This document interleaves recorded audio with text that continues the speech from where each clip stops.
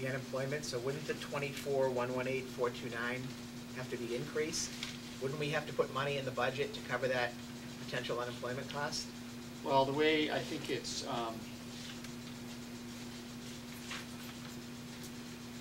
Because we don't have that money in there now.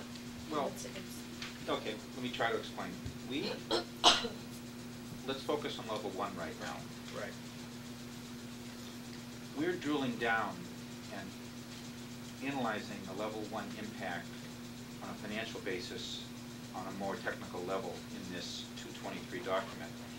And when Dr. Troughton and I looked through the potential impacted employees in level 1, we concluded that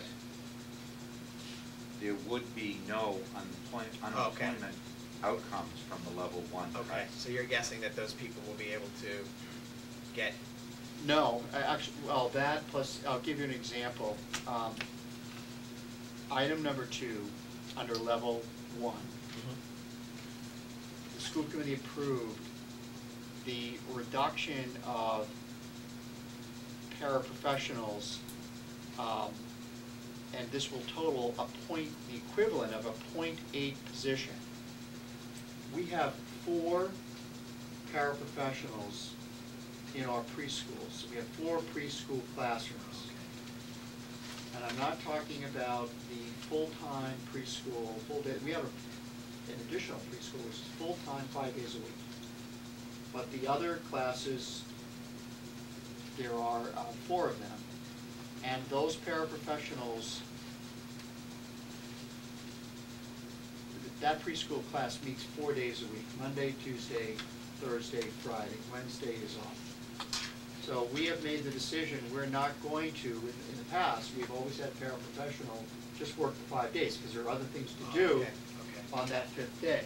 So we're not getting rid of any of the employees, we're just reducing... We're reducing the time. Okay. So I get it. we don't see that as an unemployment issue. Okay. Similarly, in position number 3, this was a vacant position. We're simply not filling it. Okay. So there's not an unemployment issue there. Okay. And then the item number 5, this is a teaching position. Eliminate a special ed teaching position. I'm specifically telling you at this point that it's a co-taught class, and because of the redistribution of children, we feel that we no longer need a co-taught class. However, it will not result or should not result in a layoff because of the fact that we will have some vacancies due to retirements. Right. Okay. Okay. So that's why under level 1, okay, we've not reflected any unemployment, but we felt that we should be accurate and show the true accurate salaries. The net result is that with the decisions made at the last school committee meeting, and let me say at this point, we're moving forward with everything in level 1. Okay, everything in level 1, which totals a reduction of 374,878, and that then, if you go to the budget recap, if you take the available funds budget, which we believe at this point is $22,669,490, you add back some fringes. Now, why are we adding fringes if we're not counting? Because there won't be staff in these positions. You see, it's an actual reduction in the full-time equivalent. So we should get credit for fringe benefits, and we would add back 12,000. And you might say, well, how come it isn't more than 12,000? But if you go back to level 1 and you look at the staffing changes, item number 2, reducing from full-time to 0.8 a paraprofessional, they're still getting the fringe benefits. So there's no savings there. We don't get the credit for it. The groundskeeper was a vacant position, so there's nothing there. So there's really only one fringe benefit savings or gain, so to speak, and that's position number 5, the special ed one. Okay. All right, so therefore, we feel comfortable in adding 12,000 to the available funds to arrive at a new number of 22,681,490. You then start to compare that to this level services budget, the 24,118,429, and you reduce from the level services budget the level 1 cuts. And this leaves then a present budget gap as of February 23rd of just over $1 million.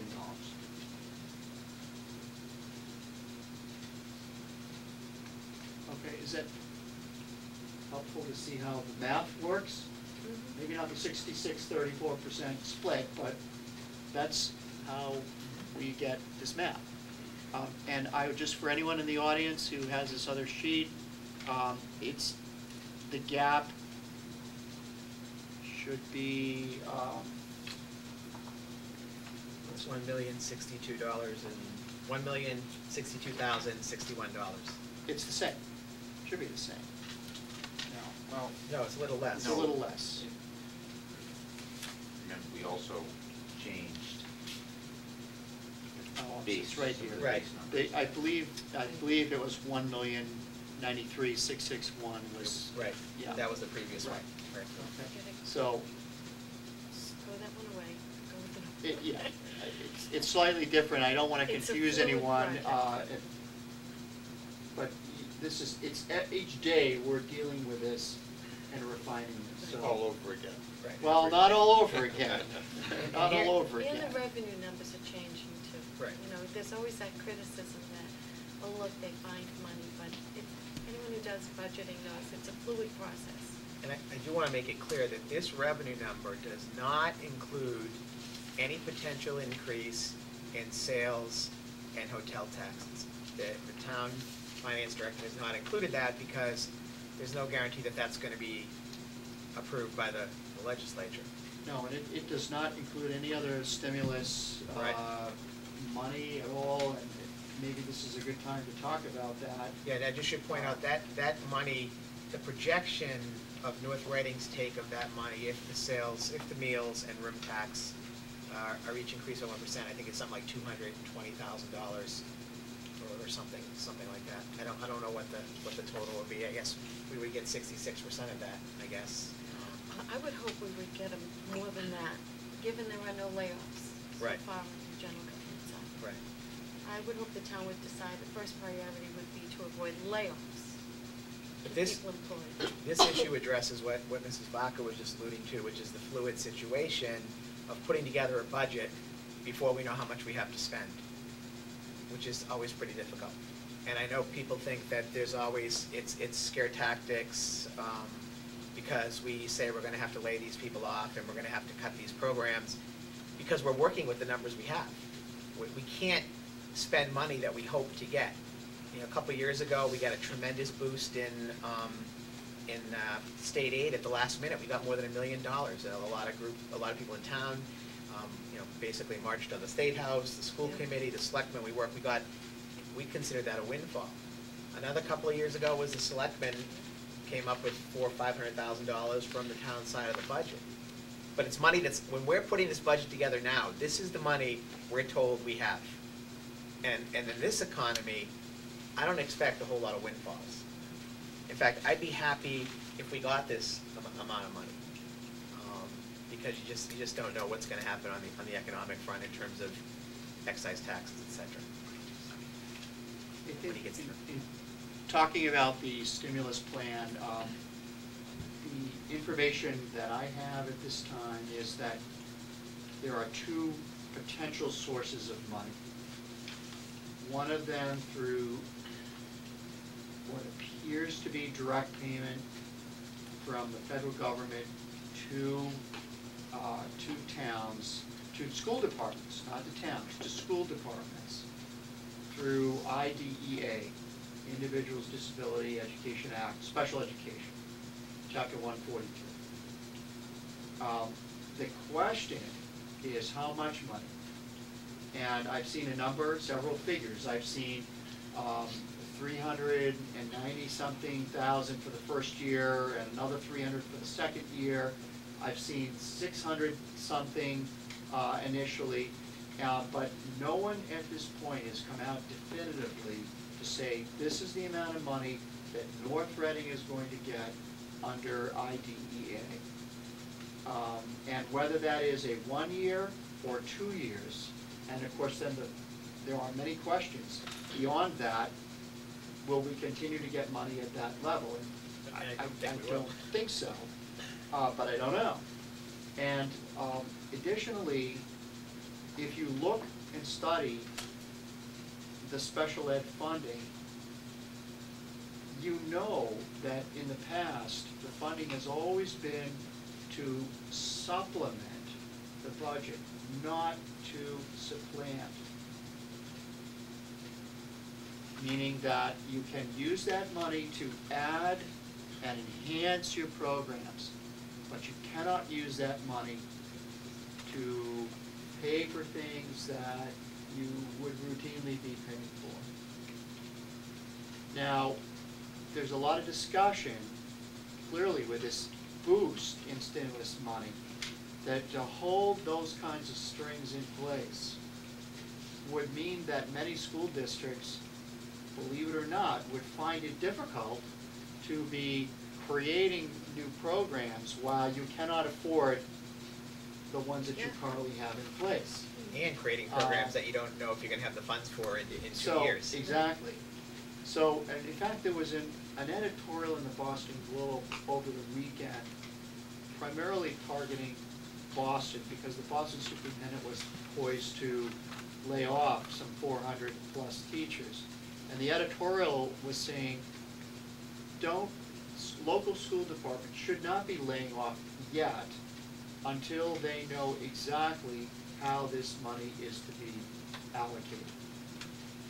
And so the answers to the questions have not been addressed. And that's why I included that material from the Superintendent's Association, trying to spell out the lobbying efforts that are underway. And there's no timetable yet that will say, 1 week, 2 weeks, or whatever number of days. So one pot of money out of the stimulus package that we are hoping for is something in special education. And in the ideal world, it would be used to pay for our special education, transportation, tuitions, and salary, therefore freeing up money in, for regular education. So that's one. The second part of this money from the stimulus appears to be targeted through the state, through the governor, to raise all cities and all school departments to the foundation budget level.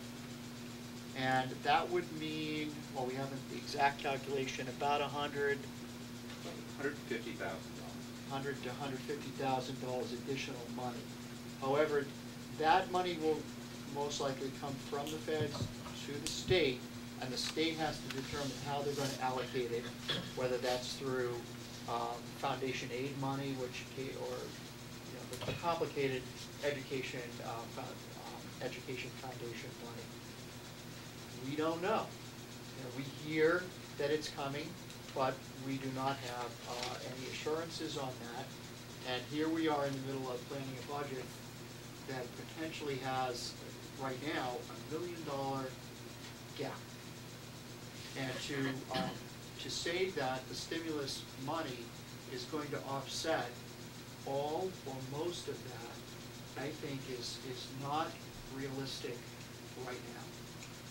I did see one comment in the audience. I want to know if Mrs. Castro wanted. Mel, you and Maureen brought up a point just a few minutes ago, and I do know that a lot of people are watching tonight, and I would just ask for a point of clarification. Maureen, you said at the finance planning team meeting, it was said that on the town side, if there were wage freezes, that there would be no layoffs. Can you you also then said that that statement could not be true, that that statement is not true on the school department side. Can you clarify for people that are